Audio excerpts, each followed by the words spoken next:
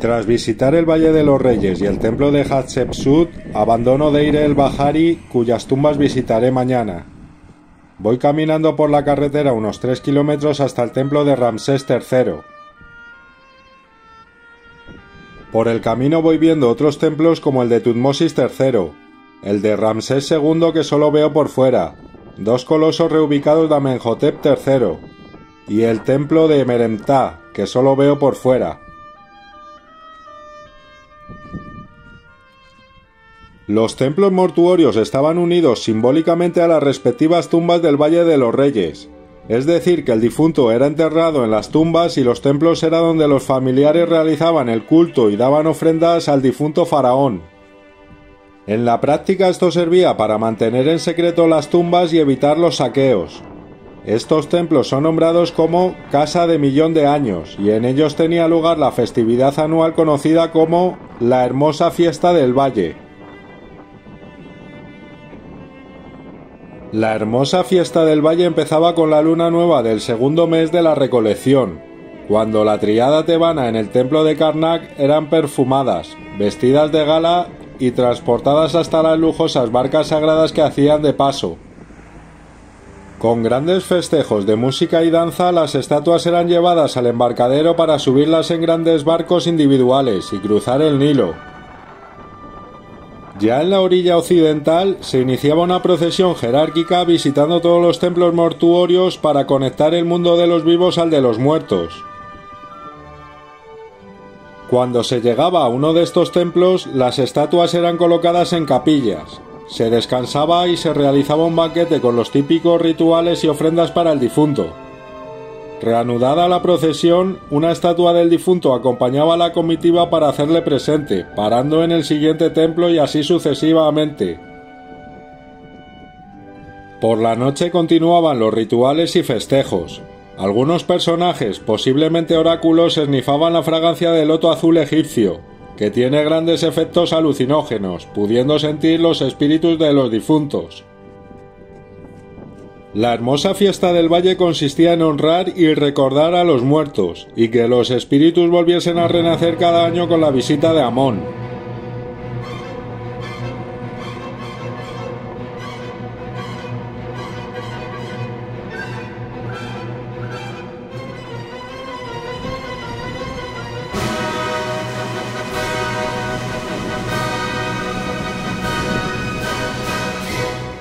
Para visitar el templo mortuorio o casa de millón de años de Ramsés III hay que pagar una entrada con un precio de 100 libras egipcias, unos 4 euros.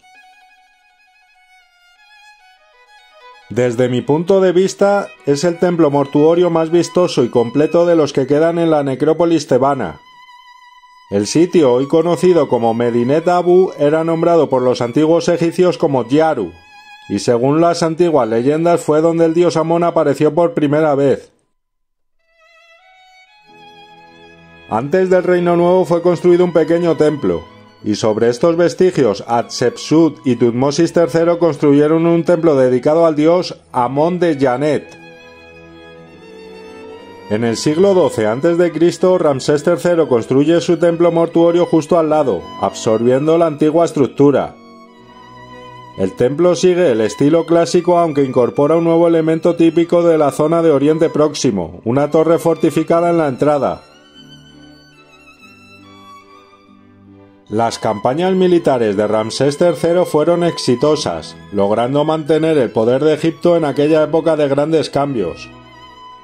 En el quinto año de su reinado conduce sus ejércitos a Nubia para hacer una demostración de fuerza, siendo el comienzo de una década de combates. Según las crónicas egipcias, las tribus libias de Tehenu se reúnen en gran número y simulan una reunión pidiendo al faraón que nombrase un jefe como era la costumbre. Pero Ramsés III no cayó en la emboscada y mandó a sus ejércitos obteniendo una completa victoria con 12.000 enemigos muertos. Pero fatales noticias llegan a la corte del faraón sobre la destrucción de antiguos reinos, como Hititas, Amurru, Chipre o Ugarit, a manos de los conocidos como pueblos del mar. De las siguientes campañas hay grabados en el templo mortuorio. En el 8º año de su reinado se puede ver a Ramsés III en la ventana del palacio de Pi-Ramsés arengando a sus jefes de la siguiente forma: los extranjeros han venido desde sus países en las islas del medio del mar y se dirigen hacia Egipto confiando en su fuerza. Entonces se pone en marcha la maquinaria militar para tratar de derrotar a esos pueblos que pretendían invadir Egipto. La primera batalla fue terrestre, en algún lugar entre el delta oriental y el sur de Palestina, donde los egipcios preparan una emboscada para atacar por sorpresa el avance de la gran caravana enemiga, mostrándose despiadados y aniquilando a muchos de estos pueblos. Los enemigos supervivientes vuelven a intentar la invasión, esta vez por mar en navíos sin remos. Penetran en el delta por una vía fluvial sin problemas, pero estaban siendo vigilados por los egipcios, quienes sorprenden al enemigo en el momento oportuno arrojando gran número de proyectiles. Algunos barcos son abordados, y los que intentan el desembarco acaban siendo víctimas de la infantería. Egipto hace numerosos prisioneros que son registrados y marcados. En el año 11º de reinado de Ramsés III, pueblos libios vuelven a la carga tratando de asentarse en el Nilo, siendo atacados por el faraón y los carros egipcios, quienes consiguen la victoria. Estas campañas militares demuestran que, aunque victoriosos, los egipcios habían pasado a la defensiva, tratando de frenar la invasión de aquellos pueblos en esa turbulenta época. Esto se une a lo que ya mencioné en anterior vídeo sobre la primera huelga documentada de la historia y la corrupción que se había instalado entre los altos funcionarios. Pero más preocupante aún fueron las conjuras en la corte para intentar acabar con la vida del faraón Ramsés III, quedando actas del juicio que proporcionan interesantes detalles. Según parece, la conjura se inició en el harén por una esposa secundaria de nombre Telle, quien quería sentar en el trono a su hijo Pentaur y proclamarse madre del rey.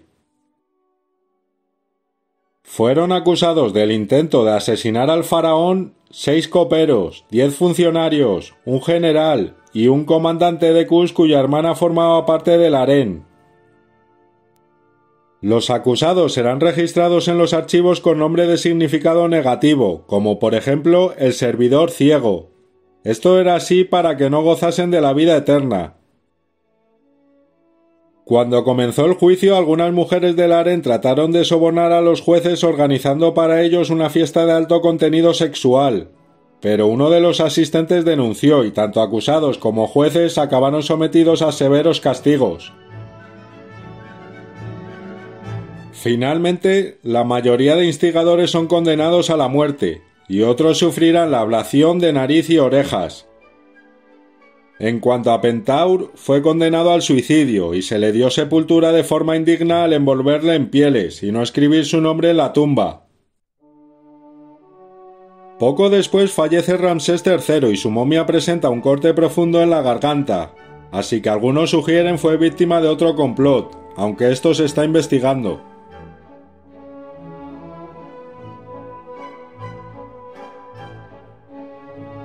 Unos 400 años después, el templo mortuorio de Ramsés III fue el sitio donde las divinas adoratrices nubias de Amón ordenaron construir sus tumbas. Finalmente, tanto tolemaicos como romanos hicieron alguna ampliación en el templo.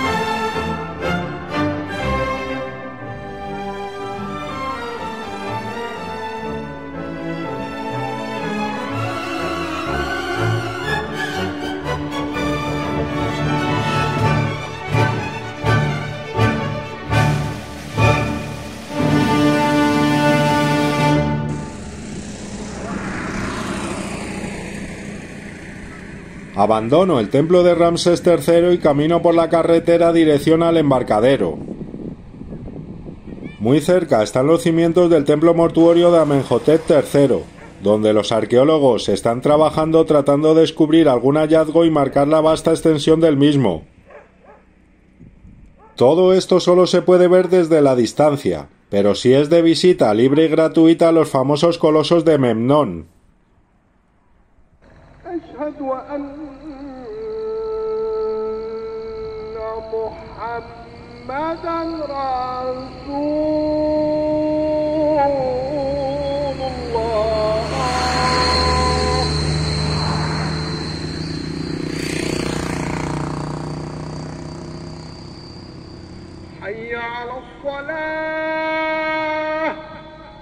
Estas imponentes estatuas de Amenhotep III sentado hacían de entrada al templo. Junto a sus piernas, en menor tamaño, están representadas su madre Mutemuya y su esposa Tille. Debido a los terremotos y la erosión del viento se crearon grietas en las estatuas. Al amanecer, el aire que pasaba por estas grietas provocaba un silbido que se asemejaba a un lamento. Según la leyenda grecorromana, eran los gemidos de Memnón llamando a su madre Eos, diosa de la aurora. Memnón aparece en el ciclo troyano donde es muerto por Aquiles. Muchos personajes y emperadores romanos visitaron el monumento para escuchar el triste lamento y dejaron inscripciones. Se comenta que Séptimo Severo trató de acallar los gemidos de Memnón, restaurando y tapando las grietas de las estatuas. En definitiva, fue el broche perfecto para las visitas de ese día.